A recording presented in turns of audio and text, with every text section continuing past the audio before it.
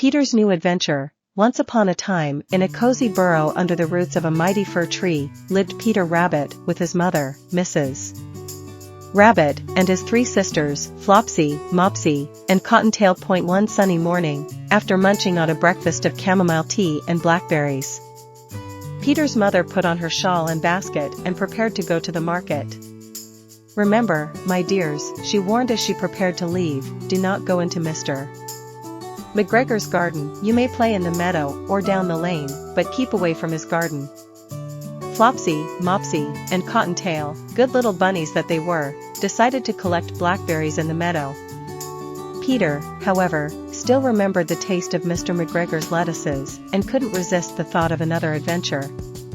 He squeezed under the gate and into the garden, his heart thumping with excitement and a bit of guilt.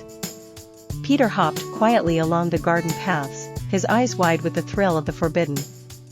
He nibbled on some French beans and radishes, but what he really wanted were the crisp, sweet lettuces that he remembered so fondly. As he made his way towards the lettuce patch, he passed the toolshed where Mr.